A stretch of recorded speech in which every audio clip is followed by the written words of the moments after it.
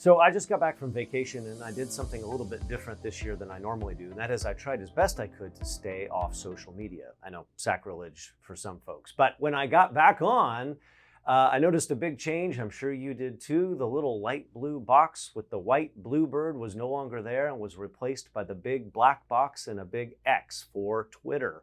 It got us talking around here about the pros and cons of rebranding or refreshing a brand, or here's the big one, renaming your organization, and things that organizations ought to think about before they embark on that journey. Of course, lots of them have done it right over the years. Netflix, of course, started out being called at one point Quickster. Can you believe Nike was originally Blue Ribbon Sports? And then the one that surprised me, Google, was actually called Backrub. Ooh, glad they made that change. And in many cases, those were early on. But if you're starting this process and it's not early in your organization's tenure, here are three things to really think about. First and foremost, what's the need? If this is just the whim of your new CEO or chief marketing officer or a person in leadership, really step back and think about, is this just about their legacy or the legacy of the brand as a whole? Perhaps there's been a reputational issue and you need to distance yourself from what was and what is now. Or perhaps there's been some kind of societal change. Like right now, we talk a lot about healthy living and healthy foods. So think about Dunkin' Donuts that dropped the donuts for Dunkin', or Kentucky Fried Chicken that is now KFC.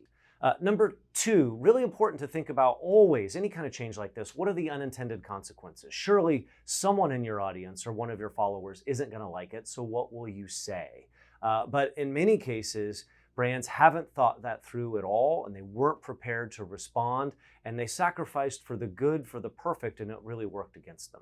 And third, and perhaps most importantly, keep your audience in mind. Who is your audience? And not only who are you trying to reach, but what do you want them to feel and think and do? A lot of organizations will sacrifice their existing audience for the audience that they aspire to have. And that's a really big mistake. We've seen nonprofit organizations that held the name of someone who was in high esteem in their community, but may no longer be living. And so the brand felt the need to let go of that and create a new name.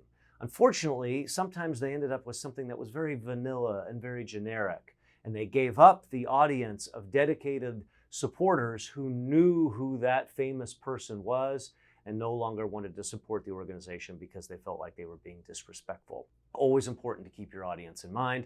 And if you're embarking on a rebrand, a refresh, or a renaming, my hope is that X marks the spot for you. And that's 2 minutes of advice from Sunwest.